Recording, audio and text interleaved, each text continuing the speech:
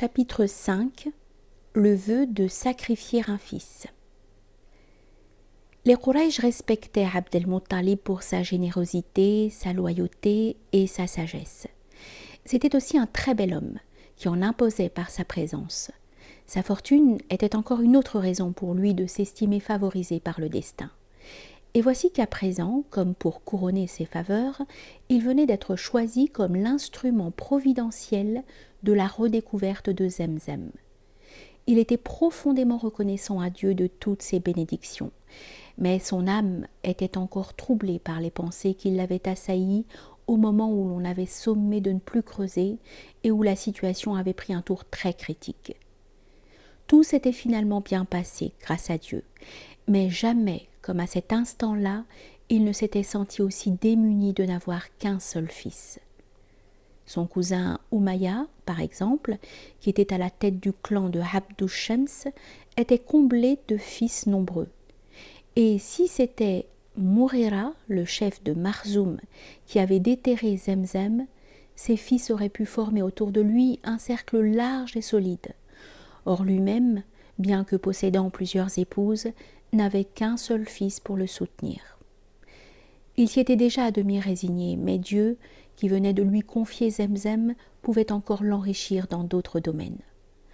Encouragé par la faveur dont il avait été comblé, il se mit à prier Dieu de lui donner d'autres fils, et en conclusion de sa prière, il fit vœu que si Dieu lui accordait la bénédiction d'avoir 10 fils et de les élever tous jusqu'à l'âge d'homme, il lui en sacrifierait un à la Kaaba. Sa prière fut exaucée, et au fil des ans, 9 fils naquirent dans sa maison. Quand il avait prononcé son vœu, celui-ci paraissait ne se rapporter qu'à une possibilité très lointaine. Or le moment vint où tous ses fils, étant parvenus à l'âge adulte, à l'exception du plus jeune Abdallah, le souvenir du vœu commença à le hanter.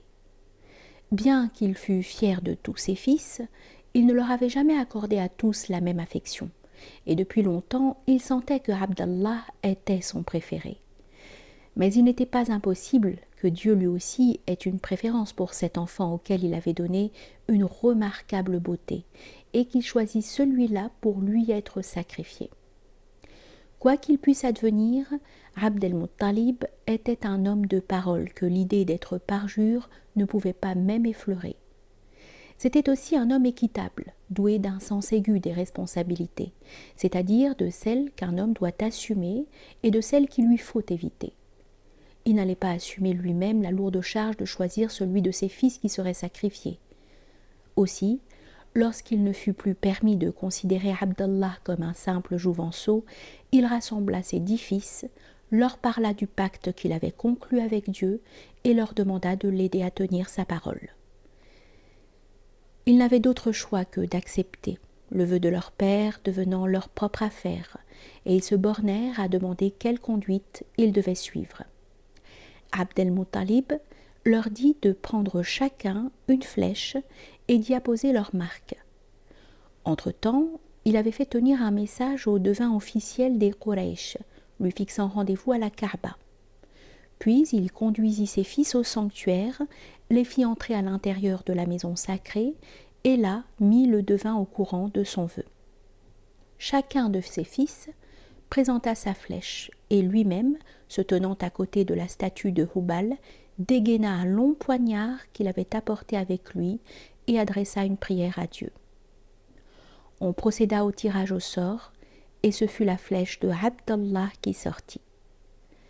Son père le prit par la main et tenant son couteau dans l'autre main, il le conduisit vers la porte, décidé à se rendre immédiatement sur le lieu du sacrifice, comme s'il redoutait de se donner le temps de réfléchir.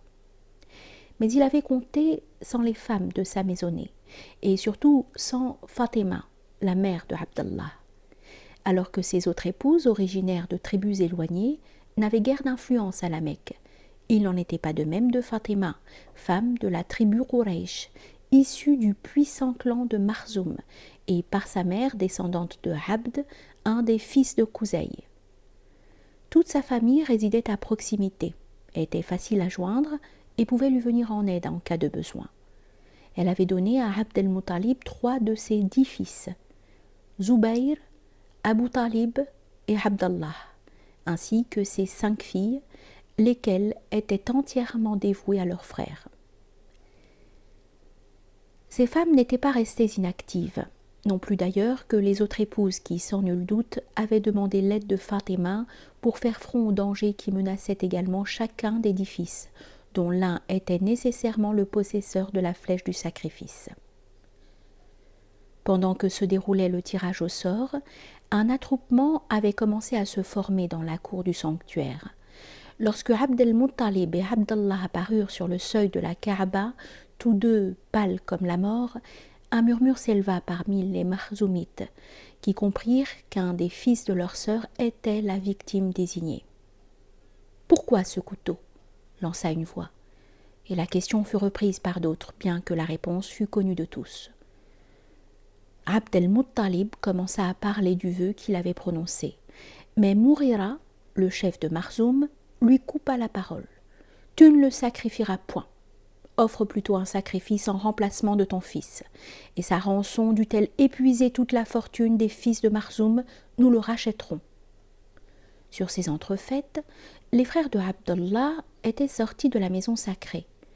Aucun d'eux n'avait encore ouvert la bouche, mais ils se tournèrent alors vers leur père et le supplièrent de laisser la vie sauve à leur frère et d'offrir en expiation un autre sacrifice. Parmi tous ceux qui se trouvaient là, il n'y eut personne qui ne prit leur parti, et Abd el-Muttalib était à la fois tenté de se laisser convaincre et rempli de scrupules. Finalement, il accepta d'aller consulter une certaine femme de Yatrib réputée pour sa sagesse, qui pourrait lui dire si une expiation pouvait être envisagée dans son cas et sous quelle forme. Prenant avec lui Abdallah et 1 ou 2 autres fils, Abd el-Muttalib se rendit dans sa contrée natale, où on lui apprit que la femme qu'il cherchait avait émigré à Khaybar, une opulente colonie juive située dans une vallée fertile à près de 40 lieues au nord de Yatrib. Les voyageurs poursuivirent leur route jusqu'à ce qu'ils eussent trouvé la femme et l'eussent mise au courant des faits. Elle leur promit de consulter son génie familier et leur fixa rendez-vous pour le jour suivant.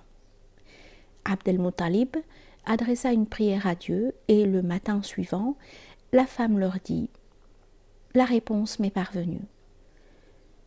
Quel est le prix du sang chez vous ?» Ils répondirent que c'était 10 chameaux. « Retournez dans votre pays, dit-elle, et mettez côte à côte votre homme et 10 chameaux, puis tirez au sort entre eux. Si la flèche est défavorable à votre homme, ajoutez d'autres chameaux et tirez au sort une nouvelle fois. S'il faut ajouter davantage de chameaux jusqu'à ce que votre Seigneur les accepte et que le sort se tourne contre eux, alors sacrifiez les chameaux et laissez à l'homme la vie sauve. » Rentrés aussitôt à la Mecque, ils conduisirent solennellement Abdallah et 10 chameaux dans la cour de la Kaaba. Abd el-Muttalib pénétra dans la maison sacrée, se plaça à côté de Hubal et pria Dieu d'accepter leur démarche. Ensuite de quoi ils procédèrent au tirage au sort et la flèche désigna Abdallah. 10 autres chameaux furent ajoutés, mais une seconde fois la flèche dit que les chameaux devraient vivre et que l'homme devrait mourir. On continua d'ajouter des chameaux, 10 à chaque tirage, toujours avec le même résultat, jusqu'à ce que le nombre de chameaux eût atteint la 100aine. Alors seulement la flèche leur fut contraire. Mais Abd el-Muttalib était excessivement scrupuleux. Pour lui, le témoignage d'une seule flèche ne suffisait pas à décider d'une affaire aussi importante. Il insista pour que l'on tirât au sort une seconde fois, puis une troisième, ce qui fut fait, et chaque fois la flèche désigna les chameaux. En fin de compte, il eut la certitude que Dieu avait accepté son expiation, et les chameaux furent dûment immolés.